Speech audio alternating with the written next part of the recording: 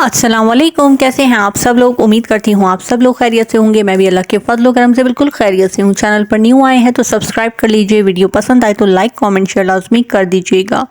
तो जैसा कि आप लोग जानते हैं कि कल से जो है हैदर शाह और मान डोगर की एक टिकटॉक लाइव की वीडियो जो है बहुत ज़्यादा वायरल हो रही है, जिसमें हैदर शाह ने और मान डोगर ने मिलकर जो है ओन शेख और ईमान को डिफेम करने की कोशिश की है। उन्होंने इस तरह की बातें की हैं जिससे लोग ईमान और ओन को गलत समझें। हैदर शाह ने कहा कि जो है ईमान जो है वो रजब को जो है किवान से मिलने नहीं देती और वो उसका नाम नहीं लेने देती और ख़ुद जो है उसकी पिक्चर्स लगाती हैं अंगूठियां पहनाकर, कभी किसी एंगल से कभी किसी एंगल से, और बाप को जो है इजाज़त नहीं है कि वो अपने बेटे का नाम ले सके। और जो है उसको व्लॉग में लाने की भी बातें कर रही हैं ईमान, जबकि वो बेटा जो है वो रजब का है तो उसका भी हक बनता है। अगर वो व्लॉग में नहीं ला सकता तो फिर आप क्यों लाएंगी और आप क्यों उसके ज़रिए जो है वो फेम और व्यूज़ हासिल करना चाह रही हैं। वो बेटा तो रजब का ही है। फिर दूसरी तरफ मान डोगर ने कहा कि ईमान की तरफ से शर्त रखी गई है कि उसको अलहदा घर लेकर दिया जाए, वो माजी और उसकी फैमिली के साथ जो है रजब की नहीं रहेंगी। तो जो है उन्होंने ओन ने कहा कि मैं जो हूँ कसम खाकर कहता हूँ कि हमारे घर से किसी ने भी या मैंने ये बात नहीं कही कि ईमान को अलहदा घर चाहिए। ये बिल्कुल झूठी बात है, ऐसा किसी ने भी नहीं कहा है। ये सारी बातें जो है हमें डिफेम करने के लिए कही जा रही हैं।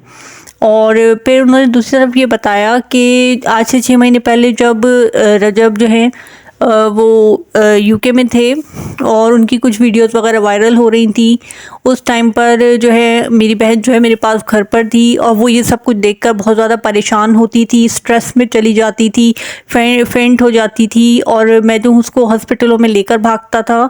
और उस टाइम जो है इनकी तरफ से हमें कोई भी जो है वो सपोर्ट हासिल नहीं थी।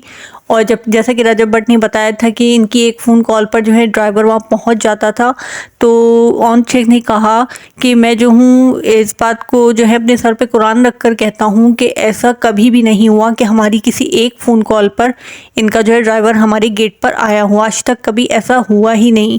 मैं हमेशा ईमान को खुद ही लेकर गया हूँ और ख़ुद ही लेकर आया हूँ। और हमने तो फेम हासिल करने के लिए जो आज तक कभी ये नहीं कहा कि हम जो है लाइव पर आकर ये कहें कि ईमान जो है फेंट हो गई हैं, ईमान जो है बेहोश हो गई हैं, उनकी तबीयत ख़राब हो गई है। तो मैंने तो आज तक फेम हासिल करने के लिए ऐसा कुछ नहीं कहा।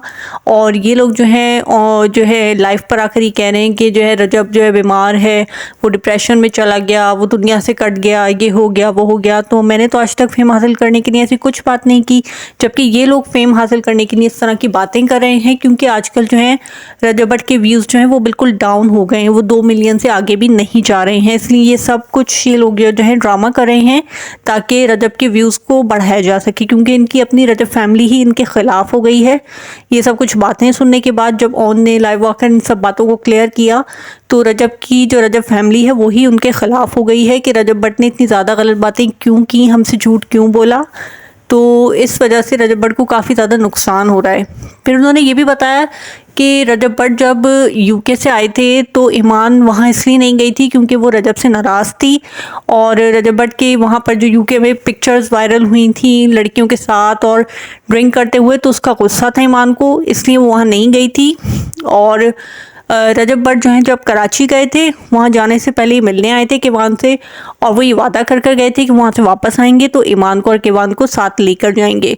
फिर रजब जो है कराची चले गए और पीछे से जो है उनके मामू, अम्मी और कुछ रिश्तेदार जो हैं वो हमारे घर आए और उन्होंने आकर ही कहा, मामू ने रजब के जो है ईमान की आंखों में देखकर ये कहा कि रजब ने जो है वो ऐसा ही रहना है, वो नहीं बदलेगा, तुमने उसके साथ रहना है या नहीं रहना तुम ये बताओ। तो जो है ईमान जो है वो चुप रही और जो है मेरे पास ये सब कुछ वीडियो में रिकॉर्डेड है, अगर वक्त पड़ेगा तो मैं वो रिकॉर्डिंग भी दिखाऊंगा।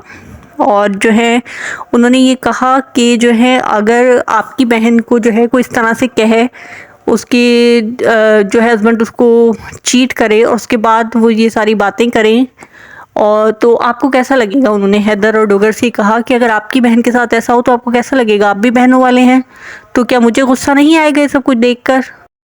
उसके बाद जब रजब भट्ट जो है कराची से वापस आए, जो आपको पता ही है उनका केस हुआ था, मार पिटाई वगैरह, उधर से वापस आए तो हम जो है ईमान आपी को लेकर किवान को सामान पैक करके साथ लेकर गए। मेरी अम्मी, मामू और मेरे कुछ कज़न्स वगैरह हम सब लोग साथ गए वहाँ पर। लेकिन हम लोग वहाँ से वापस जो है ईमान को लेकर वापस क्यों आ गए, ये बात आप लोग मुझे बताएं कि हम वहाँ ईमान को छोड़कर क्यों नहीं आए।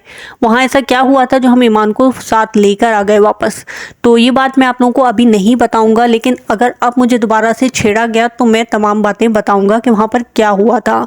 तो मैं तो ये कहूँगी कि सबसे पहले तो रजब भट्ट के मामू को इस तरह की बात नहीं करनी चाहिए थी, बल्कि उन्हें कहना चाहिए था कि तुमने हमारे इतने बिगड़े हुए लड़के के साथ गुजारा किया है, तो उसको शाबाश देते और उससे माफ़ी भी मांगते कि तुमने हमारे ऐसे जो है लड़के के साथ गुजारा किया है, बहुत बड़ी बात है।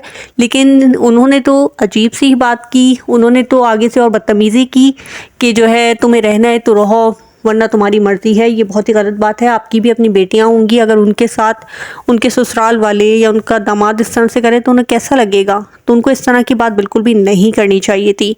और दूसरी तरफ मैं यही कहूँगी कि हैदर और डुगर को भी इस तरह से लाइव पर आकर रजब भट्ट और उनकी वाइफ की फैमिली के हवाले से, उनकी कंट्रोवर्सी के हवाले से कुछ भी डिस्कशन लाइव पर नहीं करना चाहिए था, क्योंकि उनका फैमिली मैटर है, वो खुद डिस्कस करेंगे। जब आप ओन को मना करते हैं कि वो डिस्कस ना करें तो आप तो फिर फ्रेंड हैं, आप दोनों का तो कोई हक नहीं बनता कि आप इस तरह से डिस्कशन करें।